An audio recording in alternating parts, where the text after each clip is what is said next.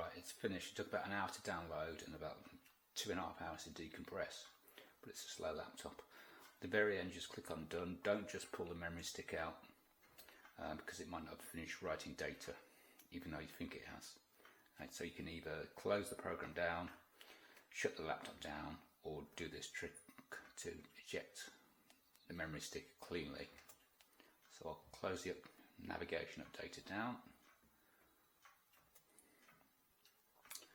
Then to eject the memory stick cleanly, just go down to the bottom notification area down there, pop up that little pointy thing.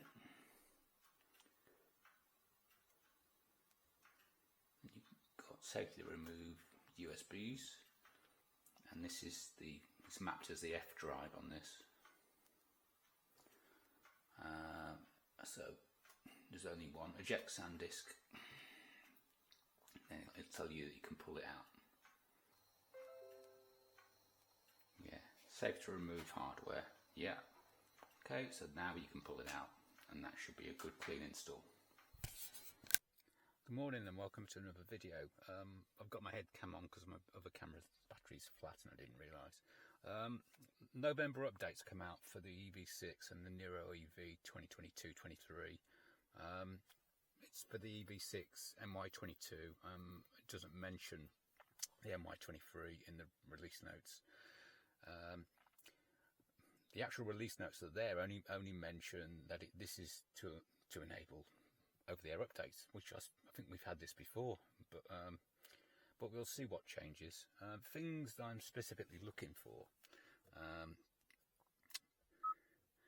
I'm looking to see if winter mode has changed to battery conditioning mode. Like that. I'm looking to see if under settings my active sound design now reappears. I think it's the 4th item down when it does appear, because if you remember going back, I had my amplifier replaced and it disappeared off the settings menu. That's also under the sound menu. I think it's 3rd item down on there, or a bit lower, but currently it's missing. Just press and hold setup to get to the current version. We're on 22.07.2.1, and as far as I know the maps version hasn't changed, so it's all head unity stuff. So we will see what's changed. The firmware inside the head unit is 22.06.2.3, and the map version I think it remains at 6.3.5. Anyway, I'm going to put it in utility mode until I find an easy way of doing this, and I know it does part of the update and then you've got to come back and then turn the car off, but I want to lock the car and just leave it running because it takes a while to unpack. So utility mode, if I can find it. EV menu, hamburger, EV settings, utility mode, activate, so it's on.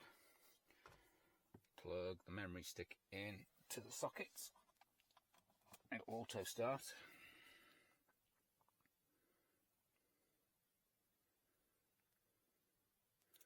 Right, start the infotainment update and it will be 22.10.04. So that's the 4th of October it's dated. I'll start it now and it'll carry on updating afterwards. So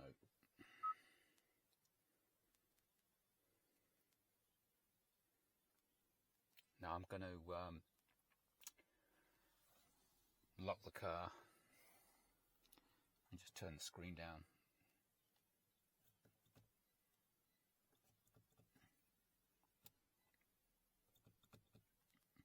It doesn't seem to work anymore, does it? Maybe the update stops it operating. Any road. If you open the driver's window, you've left it in utility mode. That's running. So now I'll exit the car.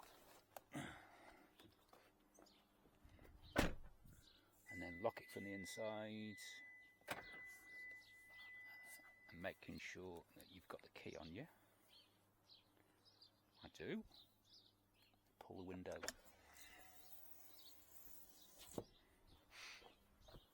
Job done. Right, first part of the update's done. Now it's saying I can turn the car off and it will continue. So then I'll just turn the car off and then I'll lock it as normal. And off we go.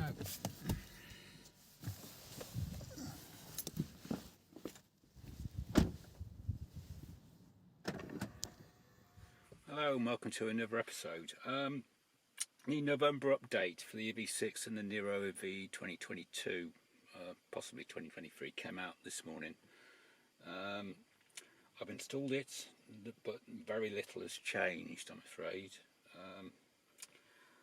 Looking at the release notes, it's all about the over-the-air updates, which I thought had already been done to death, but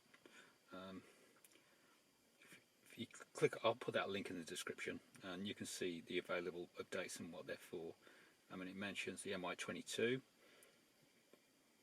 and the MI23, but it mentions an older version for the MI23, so God knows. And there's an FAQ for the over-the-air updates, and we get 7 years of maps, but you only get 2 of the first 3 updates for nothing. Then you've got to subscribe, which is what has been mentioned before, which is a pain when you thought you were getting it included in the car. But never mind. So those FAQs are there for you to read. Now let's just check on the things I was hoping had changed. So has winter mode changed into battery conditioning mode? No.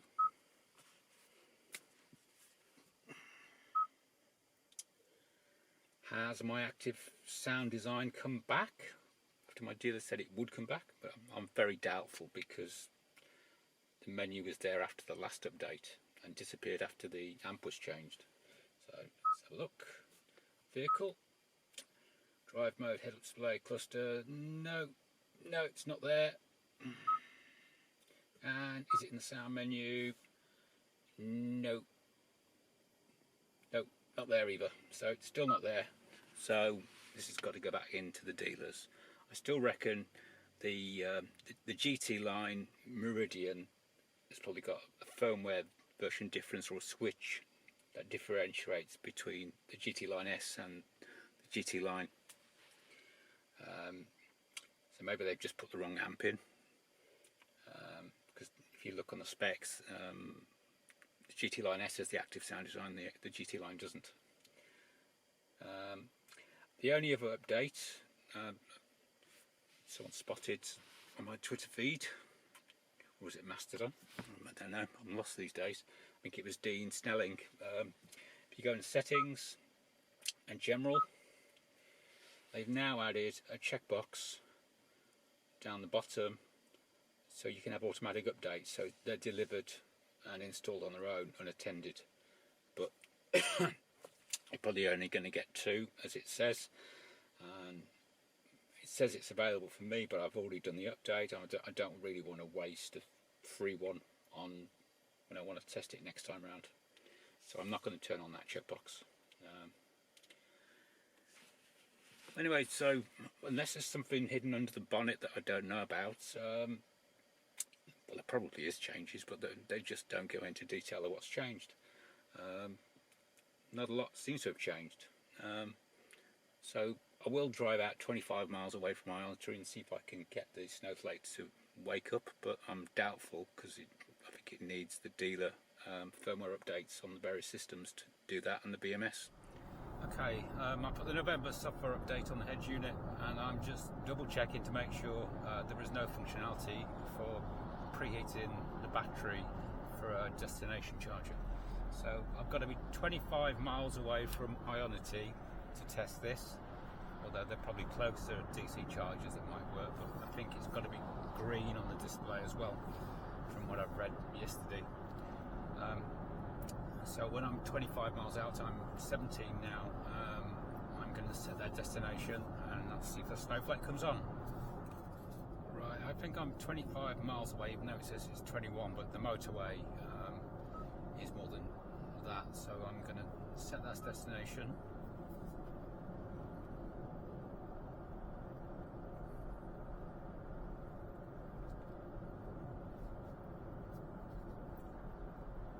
The route guidance will start now. Okay, just about hit 25 miles from my Ionity. I bet this isn't going to work. Turn left. Nah, not going that way.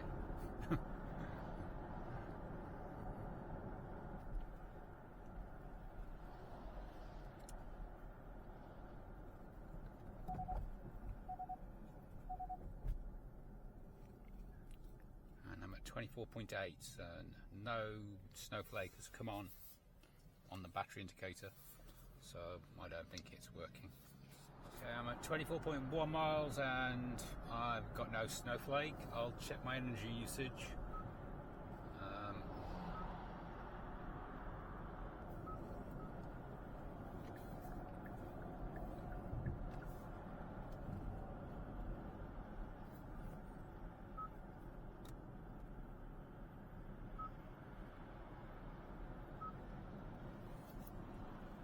Battery care, nothing, so it's definitely not working. Otherwise I would see something in there. So there you have it. Thanks for watching.